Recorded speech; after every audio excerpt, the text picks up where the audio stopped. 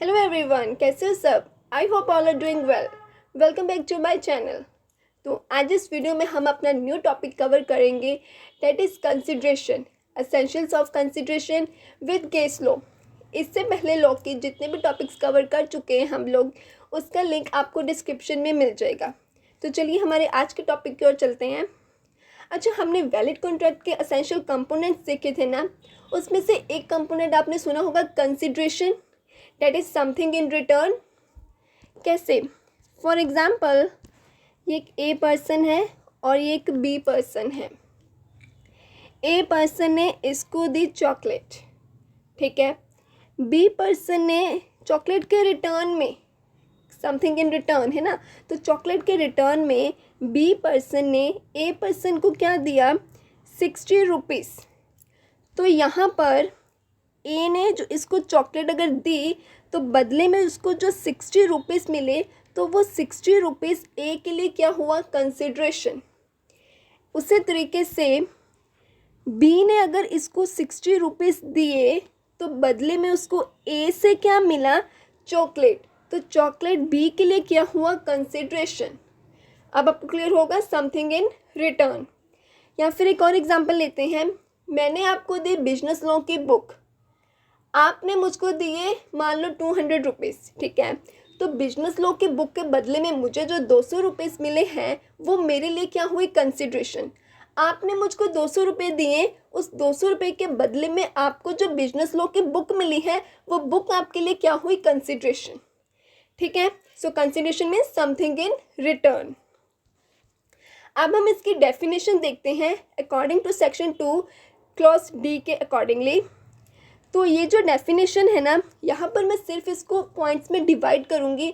उस पॉइंट को अकेले अकेले डिवाइड कर अभी यहाँ तो कर रही हूँ, लेकिन समझाऊँगी बाद में डिटेल में, ठीक है। क्योंकि इसके जो पॉइंट्स डिवाइड होंगे ना, वही पॉइंट्स कंसिडरेशन के क्या है, एसेंशियल्स।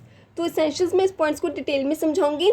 अभी इतना देखिए, सबसे पहला पॉइंट क्या बनता है, when at the desire of the promisor, at the desire of the promisor, promisor की डिज़ायर पे, उसकी रिक्वेस्ट पे। नेक्स्ट हमारा पॉइंट हमने क्या देखना है, प्रोमिसिंग और एनी अदर पर्सन, या तो प्रोमिसिंग या कोई एनी अदर पर्सन, मतलब थर्ड पार्टी। उसके अगला हमने पॉइंट कौन सा समझना है, हैज़ डन, और अब्सटेन का मतलब मैंने आपको बताया था कुछ ना करने के लिए। तो थर्ड पॉइंट, हैज़ डन और अब्सटेन्ड फ्रॉम डूइंग। यहाँ पर हैज़ डन की बात हो रही है, इसमें हम समझेंगे पास्ट कंसिडरेशन। उसके बाद हमारा नेक्स्ट पॉइंट बनेगा डस और एब्सटेन फ्रॉम डूइंग। डस मतलब प्रेजेंट कंसिडरेशन की बात। उसके बाद हमारा पॉइंट नेक्स्ट बनेगा प्रोमिसेस टू डू और abstain from doing something. Promises to do मतलब फ्यूचर कंसिडरेशन, और सच एक्ट और प्रोमिसेस कॉल्ड कंसिडरेशन। ये पॉइंट्स हैं, इसको डिटेल में हम आगे समझ रहे हैं, वही हमारे एसेंशियल्स हैं। पहले का है when at the desire of the promisor, अब इसको ध्यान से समझ लो। उसके बाद प्रोमिसिंग और एनी अदर पर्सन, फिर हम बात करेंगे has done, past consideration, does present consideration, promises to do future consideration. चलिए इन पॉइंट्स को डिटेल में समझते हैं कि ये पॉइंट्स का मतलब क्या है। इससे आपको ये डेफिनेशन पूरी अच्छे से क्लियर हो जाएगी, ठीक है। हम केस लॉ के साथ समझते हैं, और वही क्या है, हमारे कंसिडरेशन के एसेंशियल्स भी हैं। तो सबसे पहले हमने क्या पढ़ा था, at the desire of the promisor. कहते हैं जो कंसिडरेशन है वो प्रोसीड कहाँ से होती है, desire of the promisor. Promisor जो प्रोमिसर है उसके रिक्वेस्ट पे, उसके डिज़ायर पे ही प्रोसीड होती है। अगर कोई थर्ड पार्टी आती है इसमें, तो वो कंसिडरेशन लॉ की नज़रों में नहीं मानी जाएगी। अभी आपको केस लॉ देखेंगे, उससे आपको बात ज़्यादा क्लियर होगी। प्रोमिसर के केस में याद रखना, सिर्फ और सिर्फ प्रोमिसर की रिक्वेस्ट पे ही कंसिडरेशन मानी जाएगी। थर्ड पार्टी के केस में कंसिडरेशन जो है वो लॉ की नज़रों में वैलिड नहीं मानी जाएगी। इसको केस लॉ से समझते हैं। केस लॉ है दुर्गा प्रसाद एंड बेल्डो का, इसको समझाती हूँ। मान लीजिए ये ना टाउन का कलेक्टर है, मानना क्या है एक्चुअली केस लॉ ये टाउन का कलेक्टर है, ठीक है। इसने ना रिक्वेस्ट करी, इसने, ये जो कलेक्टर है ना, इसने रिक्वेस्ट करी किसको? दुर्गा प्रसाद को। टाउन का एक कलेक्टर है, उसने दुर्गा प्रसाद को रिक्वेस्ट करी, ठीक है, या उसको ऑर्डर दिया, रिक्वेस्ट क्यों, ऑर्डर दिया कि तुम ना शॉप्स बनाओगे। क्या बनाओगे? शॉप्स बनाओगे। इसने अपने खर्चे पे शॉप्स बना दी।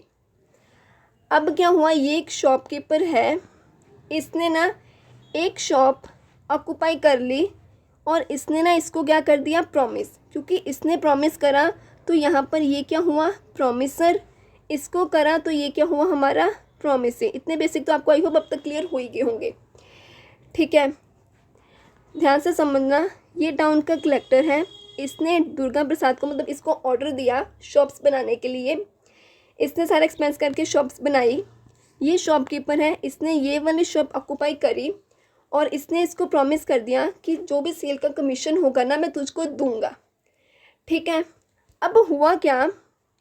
हुआ ये कि ये बाद में ना मुकर गया।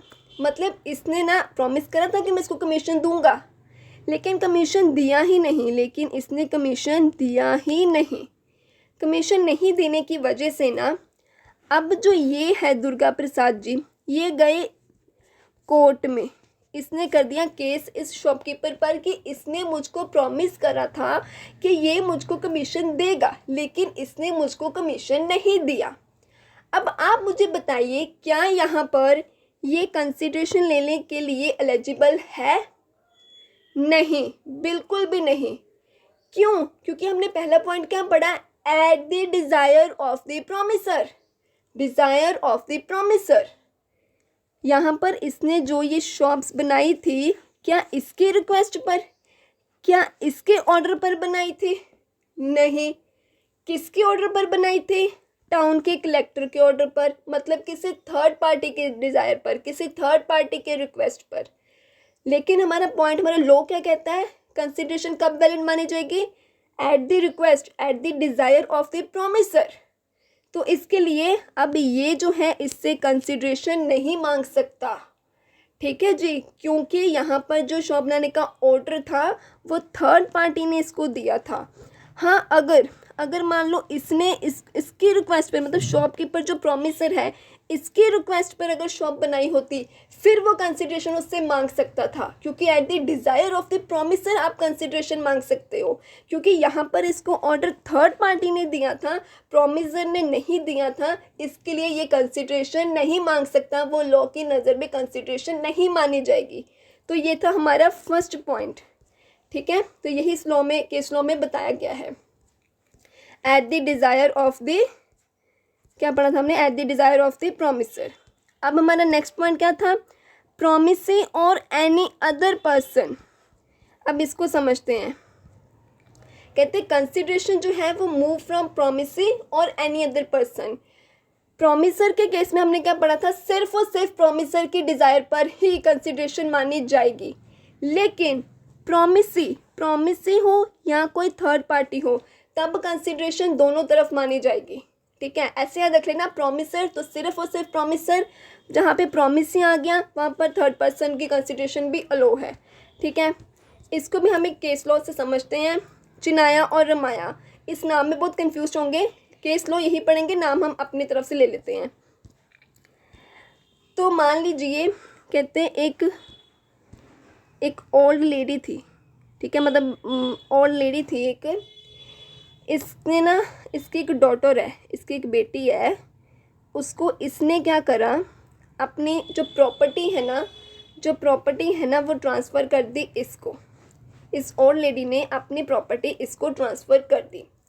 लेकिन पता क्या हुआ, इस ओल्ड लेडी ने एक कंडीशन रख दी कि तू जो मेरी प्रॉपर्टी है ना उसका हर मंथ जितना भी, मान लो इन्होंने डिसाइड कर लिया कि पर मंथ तू 15,000 देगी, मान लो इन्होंने इतना डिसाइड करा कि पर मंथ तू 15,000 मेरे ब्रदर को देगी, ठीक है जी। तो इसने कहा ठीक है। अब क्या हुआ, मान लो इसने 4-5 महीने हर मंथ इसको, इसके ब्रदर को 15,000 दिए, इस ओल्ड लेडी के ब्रदर को। लेकिन फिर इसने सोचा, यार मैं तो इसको 15,000 हर मंथ दे रही हूँ, लेकिन इस 15,000 के बदले में इससे मुझे क्या मिल रहा है? कुछ भी तो नहीं। बात समझ रहे हो? इसने कहा अगर मैं तेरे को 15,000 देती हूँ तो तेरे से बदले में मुझे क्या मिल रहा है 15,000 में, है ना। तो इसने मना कर दिया, कहती मैं नहीं तेरे को हर महीने 15,000 दूंगी। अब ये बंदा चल गया कोर्ट में कि मुझको तो ये दे नहीं रही पैसे। तो ये बोली, ये जो डी है, थोड़ा क्लियर कर लेते हैं, ये जो डी जो डॉटर थी, जब इसने केस करा कि ये मुझको अब 15,000 नहीं दे रही है, ये मना कर रही है, तो कोर्ट ने पूछा, जज साहब ने पूछा, हाँ भाई आपको क्या प्रॉब्लम है, आप क्यों नहीं इसको 15,000 दे रहे हो। इसने बोला जी जज जी मैं तो इसको 15,000 दे रही हूँ, ठीक है, लेकिन इस 15,000 के बदले में मुझे इससे तो कुछ भी नहीं मिल रहा, समथिंग इन रिटर्न तो कुछ मिल ही नहीं रहा, तो मैं क्यों दूँ इसको 15,000, मैं नहीं दे रही कह रही। तो जज साहब बोले, आपको पता है एक लाइन है वहाँ पे डेफिनेशन में, प्रोमिसिंग और एनी अदर पर्सन। जज साहब ने बोला जो ओल्ड लेडी थी, अब यहाँ पे ओल्ड लेडी क्या है, थर्ड पार्टी। ओल्ड लेडी ने जो आपको प्रॉपर्टी दी थी ना, ठीक है, दी, उस प्रॉपर्टी के रिटर्न में आप इसको 15,000 दे रहे हो। भले आपको इससे कुछ नहीं मिला, लेकिन 15,000 जो आप दे रहे हो, पहले आपको इस थर्ड पार्टी से प्रॉपर्टी भी तो मिली है, तभी उसके रिटर्न में आप इसको 15,000 दे रहे हो ना। समझ में आया। तो डैट ये पॉइंट था, प्रोमिसिंग और एनी अदर पर्सन। पहले केस में क्या था, सिर्फ और सिर्फ प्रोमिसर के रिक्वेस्ट पे ही कंसिडरेशन वैलिड मानी जाती है, लेकिन प्रोमिसी के केस में प्रोमिसी नहीं तो इसके अलावा कोई और पर्सन अगर आपको कुछ दे रहा है तो कंसिडरेशन मानी जाती है। यहाँ पर ये 3 बंदे थे, ओल्ड लेडी, डॉटर और ओल्ड लेडी का ब्रदर। इसने इसको प्रॉपर्टी दी तो ये उसको 15,000 दे रही है। ये नहीं कह सकती कि मैं तेरे को 15,000 दे रही हूँ तो तू मेरे को कुछ क्यों नहीं दे रहा, क्योंकि भले ये नहीं दे रहा, थर्ड पार्टी ने तो इसको प्रॉपर्टी दी है ना, मिला है ना इसको कुछ ना कुछ। तो ये था टॉपिक हमारा, ये था पॉइंट हमारा, सेकेंड केस लो। अब हमारा नेक्स्ट पॉइंट क्या था, नेक्स्ट क्या था हमारा, हैज़ डन, है ना, हैज़ डन, और क्या था, डस और प्रोमिसेस टू डू, जो मैंने आपको बताया था पास्ट, प्रेजेंट और फ्यूचर। अब हम वही देखते हैं, कंसिडरेशन में भी पास्ट, प्रेजेंट और फ्यूचर। सबसे पहले पास्ट कंसिडरेशन में हम ये वाला केस लो देखते हैं, लैम्पलिंग व ब्रैथवेट का। अब इसमें पता क्या है, इस केस में क्या था, ये एक मान लो पर्सन है, ठीक है, इसने ए ने क्या करा यार, मर्डर कर डाला, इसने एक बंदे को मार डाला, इसने क्या करा, मर्डर कर डाला। अब इसका ना एक दोस्त है बी, इसने इसको बोला, ये केस लॉ के अकॉर्डिंगली ना किंग था, ठीक है, इसने अपने दोस्त को बोला यार तू मुझे किंग से बचा ले प्लीज़, यार तू कुछ कर, तू मुझे बचा ले। तो ये बी क्योंकि उसका फ्रेंड था, इसने बोला ठीक है। इसने ना बेचारे ये बी ने खुद सारा खर्चा करा, जितना भी कह लो, पेपर वर्क का खर्चा, आने जाने का खर्चा, मतलब केस का जितना खर्चा था ना सारा इसने करा, और किंग से ना इसको बचा लिया। जब बचा लिया ये हो गया बहुत खुश, हा मज़ा आ गया यार, तुमने तो मेरी जान बचा ली। तो इसने खुशी खुशी में ना इसको ना प्रॉमिस कर दिया था कि मैं ना अब तेरे को 100 पाउंड दूंगा। क्या दूंगा, 100 पाउंड दूंगा। कहता यार तूने मुझे बचा लिया, मैं तेरे को 100 पाउंड दूंगा। लेकिन बाद में क्या हुआ, ये ए है ना इसको 100 पाउंड देने से मुकर गया, चल मैं दे रहा तेरे को। तो आपको क्या लगता है ये जो बी है इलिजिबल है इससे अपने 100 पाउंड मांगने के लिए? बिल्कुल है। देखो केस क्या है, ये केस क्या है, इसने मर्डर करा, इसने बचाया इसको किंग से बचाया, एक्ट हो गया ख़त्म, मतलब बात बीत गई, ठीक है। ये जो ए है ना, जो ए है, इसने ना अब 100 पाउंड पहले तो खुशी खुशी में प्रॉमिस कर दिया मैं तेरे को 100 पाउंड दूंगा, लेकिन बाद में मुकर गया, कहता मैं क्यों तेरे को 100 पाउंड दूँ, जब तूने, कहता अब तो बात ख़त्म हो गई, तूने मुझे बचा लिया। वो कहता यार मैं तेरे लिए इतना केस लड़ा। वो कहता यार तू मेरा दोस्त नहीं था, वो तो तूने, चलो अब तू मेरा फ्रेंड था, तो तेरा फर्ज था, तूने मुझे बचाना ही था। ए कहता अगर ना तेरे को मैं पहले कहता कि मैं तेरे को 100 पाउंड दूंगा अगर तू मुझे बचा ले, तो मैं तेरे को 100 पाउंड देने के लिए होता कि हाँ तेरे को देने ही पड़ेंगे, क्योंकि मैंने तेरे को पहले तो ऐसा कुछ बोला ही नहीं था। देखो अगर कहता जब तूने मेरे लिए केस से लड़ा, अभी तूने लड़ा नहीं था, अभी तक तो मैंने सिर्फ आके इतना बोला था कि मुझे बचा ले, तूने दोस्ती के नाते बचा लिया। अगर कहता मैं तेरे को आके ऐसे बोलता कि यार मैं तेरे को 100 पाउंड दूंगा तो मुझे बचा ले, फिर तो मुझको बचाता, फिर ए कहता तेरे को 100 पाउंड देने बनते, लेकिन अब क्यों दूँ मैं तेरे को, बात बीत गई, तूने दोस्ती के नाते मुझे बचा लिया, बात खत्म हुई। वो तो कहता तो मैंने ऐसे बोल दिया था मैं तेरे को 100 पाउंड दूंगा। तो बी ए को कहता, क्या तुझे ये नहीं पता, पास्ट कंसिडरेशन। बी कहता कोर्ट में अगर गया ना तो कोर्ट बोलेगी हैज डन, मतलब पास्ट में अगर कोई इवेंट हो गई है, कुछ किया है आपके लिए हमने, ठीक है, और उसके बाद अगर आप बोल देते हो तो आपको वो कंसिडरेशन देनी ही पड़ती है। अब चाहे इसने खुशी खुशी में ना बोला हो कि तेरे को मैं 100 पाउंड दूंगा, एक कुछ इसने आखिर उसकी जान बचाई है, बचाने के बाद उसने खुशी से बोला मैं तेरे को दूंगा 100 पाउंड, तो अब उसको देने भी पड़ेंगे, ठीक है। ऐसा पास्ट कंसिडरेशन। मान लो अगर इस केस में नहीं भी समझ में आया आपको, एक सिंपल एग्जांपल लेते हैं। ये एक मान लो मेरा नेबर है, ये मेरे पास आया, कह रहा दीदी क्या आप मुझको बिजनेस लॉ पढ़ाओगे, मेरा 2 महीने बाद एग्ज़ाम है। मैंने कहा कि चलो चल, मेरा नेबर है, इससे क्या ही फ़ीस लेनी है। मैंने कहा ठीक है मैं तेरे को पढ़ा देती हूँ। अब 2 मंथ बाद पता क्या हुआ, ये हो गया पास, मतलब इसके ना बिजनेस लॉ में क्लास में हाईएस्ट मार्क्स आ गए। इसने खुशी खुशी बोला दीदी मेरे आपके पढ़ाने की वजह से ना हाईएस्ट मार्क्स आया, मैं आपको ना 1000 रुपये दूंगा। अब ना यहाँ पे मैं अगर इसने बोला है तो मैं 1000 रुपये ले सकती हूँ। मैंने कहा कि मैंने तेरे को पढ़ाया इसलिए तू बच्चा है, और तूने बोला भी है कि तू मुझको 1000 रुपये देगा, तो अब तू मेरे को दे मेरे 1000 रुपये, ठीक है। ऐसे उस केस में हुआ था, ए ने बी को बोला कि प्लीज़ आप तू मुझे बचा ले, बी ने कहा चल मेरा दोस्त है मैं इसको बचा लेता हूँ। अब जब उसने उसको बचाया है और ए ने भी बोल दिया था मैं तेरे को 100 पाउंड दूंगा, तो बी मांग सकता है पूरे हक से कि दे अब तो मुझे मेरे 100 पाउंड, ठीक है। ये है पास्ट कंसिडरेशन। नेक्स्ट है प्रेजेंट और एग्जीक्यूटेड कंसिडरेशन। देन इसमें तो आप समझ ही गए होंगे कि इमीडिएटली जब आप करते हो, जैसे शॉपकीपर से मान लो मैंने चॉकलेट खरीदी, उसने मुझे जैसे चॉकलेट दी मैंने उसको वैसे पैसे दे दिए, वैसे उसकी पेमेंट दे दी, तो ये क्या हो गया, प्रेजेंट और एग्जीक्यूटेड कंसिडरेशन। फ्यूचर और एग्जीक्यूटिव कंसिडरेशन कौन सी होगी, ये यूनिलेटरल भी हो सकती है और बायलेटरल भी हो सकती है। कैसे, मान लो ये 2 पर्सन्स हैं, ठीक है, इसने उसको कहा कि मैं तेरे को कार सेल करूँगा तू खरीदेगा, इसने कहा हाँ, इसने उसको ना कार सेल कर दी, लेकिन इसने बोला मैं तेरे को तेरे 2 लाख बाद में दे दूँगा, ये हो गया। या फिर ऐसा भी हो सकता है इसने 2 लाख एडवांस में पे कर दिए, इसने अभी उसको कार सेल करनी है अभी, मतलब कार उसके घर पहुंचानी है अभी। क्या ऐसा भी हो सकता है, ये बोलेगा ठीक है जब तुम मेरे को पेमेंट कर देगा मैं तब तेरे को कार दे दूंगा, ठीक है। मतलब ये यूनिलेटरल भी हो सकती है और बायलेटरल भी हो सकती है, मतलब अभी फ्यूचर में होना है, ठीक है।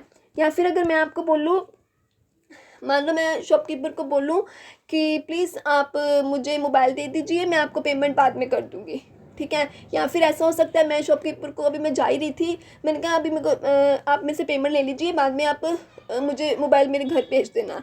या फिर ऐसा भी हो सकता है शॉपकीपर बोले कि जब आप मुझे पेमेंट करेंगे हम भी तब आपको मोबाइल दे देंगे, तो ये फ्यूचर के लिए होगी, ठीक है, ये होगी फ्यूचर कंसिडरेशन। नेक्स्ट है consideration need not to be adequate. Consideration कहते हैं ज़रूरी नहीं है कि वो एडुकेट हो ही, या वो सिर्फ और सिर्फ कंसिडरेशन ऐसे होनी चाहिए जो लॉ की नज़रों में सही है, ठीक है। कैसे, फॉर एग्ज़ाम्पल हम एक शॉप पर गए एक सूट, पंजाबी सूट लेने के लिए, ठीक है। वो सूट जो शॉपकीपर है ना वो आपको सूट दिखा रहा है 1500 का, आपने बोला नहीं नहीं आप मुझे 1500 का क्यों दे रहे हो, साथ वाली शॉप में मैंने देखा था यही सूट वो 1200 रुपये में दे रहे हैं। आप जा रहे हो कोर्ट में, जी जज साहब ये जो शॉपकीपर है ना ये मुझे पंजाबी सूट ना 1500 में दे रहा है, जबकि साथ वाली शॉप ना 1200 रुपये में दे रही है। तो जज यहाँ पे ये नहीं देखता, जज बोलेगा अच्छा यार तो तू दूसरी दुकान से ले ले जहाँ 1200 से मिल रहा है। मतलब जज ये नहीं देखता एडुकेट है या नहीं कंसिडरेशन, ठीक है। हाँ अगर यही वो उसको कहे शॉपकीपर मैं आपको पंजाबी सूट दूंगा बदले में आप मुझे ड्रग दे दीजिए, यहाँ पे केस कर सकते हो आप, ये इलीगल है। बात को समझ पा रहे हो, जज ये नहीं देखता कि जो आप कंसिडरेशन, मान लो सूट के लिए आप 1500 दे रहे हो, 1200 दे रहे हो, 2000 दे रहे हो, दे तो रहे हो ना कुछ, मतलब दे तो वही चीज़ रहे हो ना जो लॉ की नज़रों में सही है, ठीक है। फिर चाहे आप महंगी दे रहे हो, सस्ती कर दे रहे हो, जितना दे रहे हो वो लॉ को नहीं लेना देना, ठीक है। हाँ कुछ ऐसा दे रहे हो बदले में जो इलीगल है, वहाँ पे बात आती है फिर केस करने की, ठीक है।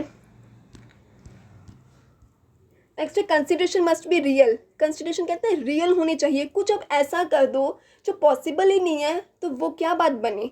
जैसे फिजिकल इम्पॉसिबिलिटी, मैं आपको मान लो अपनी किसी फ्रेंड के साथ उसको बोलूँ तू ना 200 किलोमीटर 5 मिनट में भाग के आ, 5 मिनट में ना 200 किलोमीटर पूरा कर एरिया भाग कर, या मैं उसको बोलूँ तो 5 मिनट के अंदर अंदर ना मुझे दिल्ली पहुँच के दिखा दे, हूँ मैं पंजाब में, उसको बोले तो 5 मिनट के अंदर अंदर भाग के दिल्ली पहुँच जा, मैं तेरे को 1 लाख रुपए दूंगी। यार ये पॉसिबल है?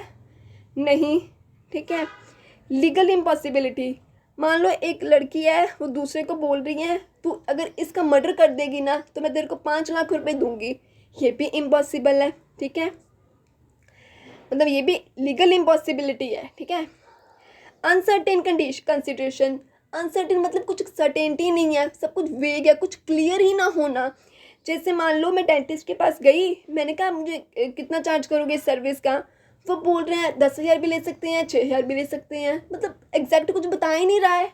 ऐसा नहीं होना चाहिए, एग्जैक्टली बताओ ना कितने लेने हैं, 10,000 लेने हैं तो बोलो 10,000 लेने हैं। ये क्या बात बनी, 200,000 भी हो सकता है, 6,000 भी हो सकता है, 8,000 भी हो सकता है, ऐसा नहीं कहते कुछ करना।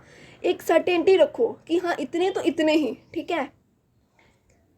Consideration involving pre existing duty, जहाँ पर ना ऑलरेडी आप लोग देखो लीगली बाउंड हो जिस ड्यूटी को परफॉर्म करने के लिए, उसी ड्यूटी के लिए अगर आप एक्स्ट्रा लेते हो ना कुछ तो वो कंसिडरेशन नहीं मानी जाती लॉ की नज़र में। हाँ कुछ न्यू किया है तो कंसिडरेशन मानी जाएगी।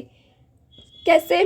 फॉर एग्जांपल एक ना पायलट था, अच्छा पहले दोनों एग्जांपल्स, अच्छा पहले ये वाला समझ लो, ये वाला केस समझ लेते हैं। केस लो रामचंद्र चिंतामन वाला। इस केस में क्या हुआ था, ये ना मान लो लॉयर है, वकील है एक बंदा, और ये एक पर्सन इसके पास गया कि आप ना हमारा केस लड़िए। तो ठीक है, केस लड़ रहा, 6 महीने हो गए, केस चली जा रहा है। इसने बोला कि प्लीज़ आप ज़रा जल्दी करिए ना, 2 मंथ के अंदर अंदर निपटाइए ना इस केस को। तो इसने बोला कि एक्स्ट्रा फीस लगेगी। क्या लगेगी? Extra fees. पहले तो जब इसके पास गया ना ये कि आप हमारा केस फाइल कर लो, मतलब हमारा केस लड़ोगे, तो उसने बोला कि हाँ जी आपकी 80,000 फीस लगेगी। ठीक है। फिर वो कह रहा है यार 6 महीने से केस चली जा रहा है, प्लीज़ 1-2 महीने में निपटाइए ना बात को। तो लॉयर इसको बोला एक और, ठीक है आप हमें 25,000 और एक्स्ट्रा फीस दे दीजिए। तो एक कहता है ठीक है आप केस तो जल्दी निपटाइए, हम आपको बाद में 25,000 और दे देंगे। ठीक है। केस ना पूरा अब नेक्स्ट 2 मंथ के अंदर अंदर पूरा कंप्लीट हो गया, कंक्लूड हो गया। तो अब ना ए ने क्या करा, केस जब उसका पूरा हो गया, एक्स्ट्रा फीस ना इसको देने से मना कर दिया। चल चल कहता मैं नहीं तेरे को एक्स्ट्रा फीस दे रहा। तो लॉयर कहता अच्छा तू ऐसा करेगा, तू मेरे को एक्स्ट्रा फीस नहीं देगा। तो ये जो लॉयर है ना, जो ये वकील है, ये जो लॉयर है, ये गया कोर्ट में जज के पास, कह रहा जी ये ना मुझे मेरे एक्स्ट्रा 25,000 नहीं दे रहा, ये जो ए बंदा है। तो जो ये जज है ना, इसने इसको पूछा क्या जब ये ए पर्सन आपके पास आया था कि मेरा केस आप लड़ेंगे, आपने इससे फीस ली थी? इसने बोला हाँ मैंने 80,000 ली थी। तो जज बोला एक्स्ट्रा 25,000 आप किस बात के लिए मांग रहे हैं बताइए? तो ये बोला क्योंकि मैंने इसका केस जल्दी निपटाया ना इसीलिए। जज बोला क्या जल्दी निपटाया, वो तो आपकी ऑलरेडी ड्यूटी थी ही कि टाइम से उसका केस को निपटाना, इसमें आपने मुझे बताइए एक्स्ट्रा क्या कर रहा है, उसको कौन सी एडिशनल सर्विस प्रोवाइड करके दी है, कौन सा उसका न्यू केस लड़के दिया है आपने? नो। कहता जो आप वो तो आप लीगली पहले से ही बाउंड थे, आपकी ड्यूटी ही थी उसको टाइम से उसका केस सॉल्व करना। उसके वो सब अब 80,000 में जो 80,000 आपने लिए हैं उसमें हो चुका कवर, ये एक्स्ट्रा कंसिडरेशन नहीं बनती आपकी। हाँ अगर आपने उसके लिए एक और न्यू केस फाइल किया होता, एक न्यू केस लड़ा होता, तब आप एक्स्ट्रा पैसे मांगते तो कंसिडरेशन मांगी जाती। टाइम पर अगर आपने केस सॉल्व किया है, जल्दी भी किया है, आप तो पहले लीगली बाउंड ही थे, उसके बाद 80,000 ले चुके हो, एक्स्ट्रा नहीं अब आप ले सकते। सो आई होप आपको आज का टॉपिक क्लियर हो गया होगा। Thank you so much for watching this video. अगर वीडियो अच्छी लगी तो वीडियो को लाइक करना ना भूलें, अपने फ्रेंड्स के साथ भी शेयर करें and subscribe the channel for more videos. And इसके जितने भी टॉपिक्स बिजनेस लॉ के कवर हो चुके हैं उनका लिंक आपको डिस्क्रिप्शन में मिल जाएगा। So thank you for watching the video.